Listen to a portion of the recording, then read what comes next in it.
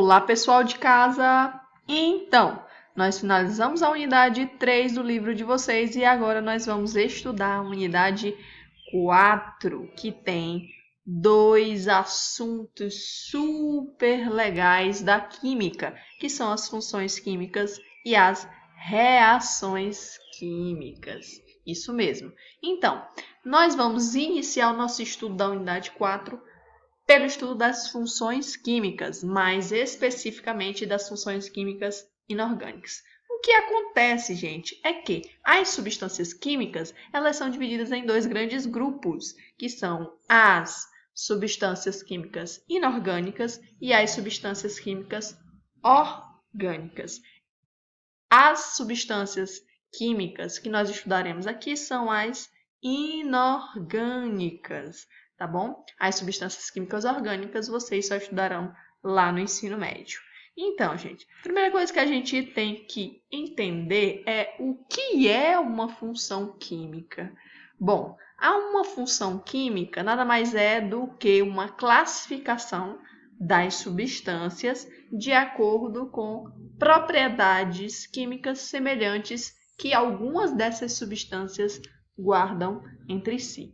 Então, você imagina aí todas as substâncias químicas conhecidas, elas são divididas em substâncias químicas inorgânicas e orgânicas. E, por sua vez, essas substâncias químicas inorgânicas e orgânicas têm seus subgrupos, suas subdivisões, que são as funções químicas, tá bom? Então, falando especificamente aqui das substâncias inorgânicas, as funções químicas inorgânicas nada mais são do que um conjunto, portanto, de substâncias ou de compostos que possuem propriedades químicas semelhantes, que a gente chama de propriedades funcionais. Por isso que a gente chama de função química, tá bom? Na química inorgânica, né, nas substâncias inorgânicas, essas funções químicas são 4: ácidos, bases, sais e óxidos. Da mesma forma que existem funções químicas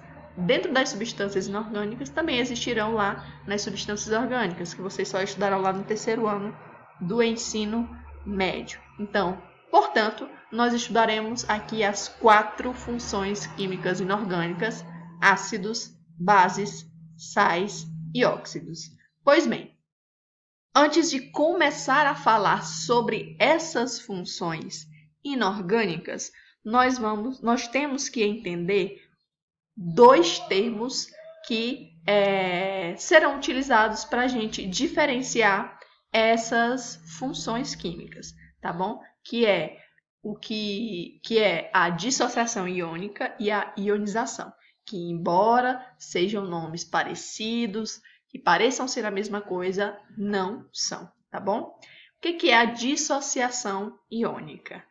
A dissociação iônica acontece naquelas substâncias que já são formadas por íons. Então, por exemplo, os sais, os compostos iônicos, o nome já diz, é um composto iônico. Ele é formado por íons, ele é composto por íons. Então, essas substâncias que já são feitas de íons, né? Elas, quando em solução, por exemplo, quando eu coloco um sal na água, esses íons eles vão se separar. Então, o cátion vai se separar do ânion, tá bom? Esse processo é o que nós chamamos de dissociação iônica. Quando uma substância é dissolvida, por exemplo, na água, ela sofre dissociação iônica, separando os íons que já existiam naquele composto iônico ou naquela substância, tá bom? Isso é dissociação iônica. Os íons já existem e são separados quando em solução. Pois bem, já a ionização, ela é uma reação química que forma íons. Então, eles não existiam antes e a partir de, por exemplo, a aplicação de uma corrente elétrica, ou sei lá, esses íons são formados, tá bom?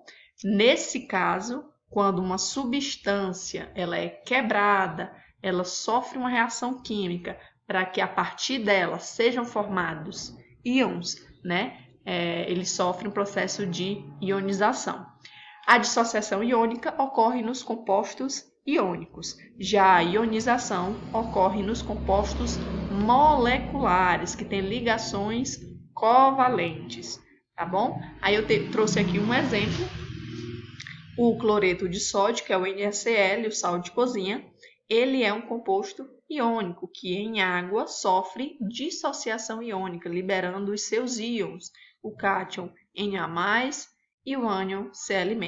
Já, por exemplo, o ácido clorídrico, que é o HCl, ele é um composto molecular, é uma molécula, né? Lá entre o hidrogênio e o cloro existe uma ligação do tipo covalente, certo? Em água, o que acontece?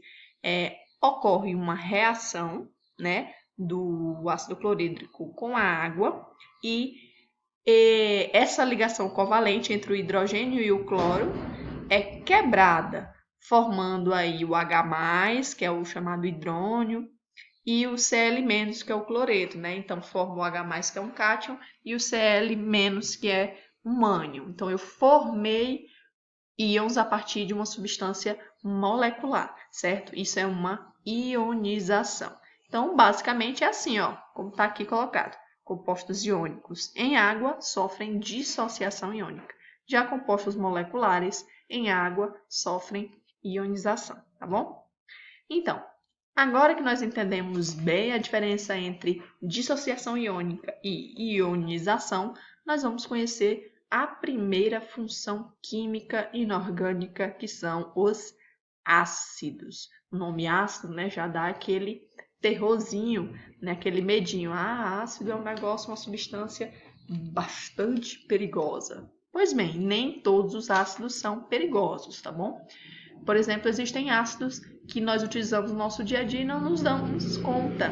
Por exemplo, a vitamina C é um exemplo de ácido, só que no caso um ácido orgânico. Já, por exemplo, o que tem lá dentro do seu estômago também é um ácido utilizado na digestão, que é o ácido clorídrico, certo? Então, na verdade, nós estamos rodeados por substâncias ácidas e nem nos damos conta. Mas sim, existem alguns ácidos que são muito perigosos devido às suas características. São ácidos ditos fortes, certo? Mas vamos lá. Os ácidos são substâncias moleculares que em água sofrem ionização, né? Então, o ácido é uma substância molecular. Em água, uma substância molecular sofre ionização. O que acontece? A substância ácida, quando em água, que sofre ionização, ela libera como cátion apenas um hidrogênio, o H+, o chamado hidrônio, tá bom? Então, o que, portanto, é um ácido? Uma substância molecular que em água sofre ionização e libera como único íon positivo o H+. Libera como cátion o H+. Isso é um ácido. Se eu pegar uma substância molecular, quebrar ela e ver que o cátion formado é um H+, essa substância obrigatoriamente será um ácido, tá bom? Então, aqui nós temos algumas propriedades comuns de todos os ácidos, tá bom? Então, da função química ácido.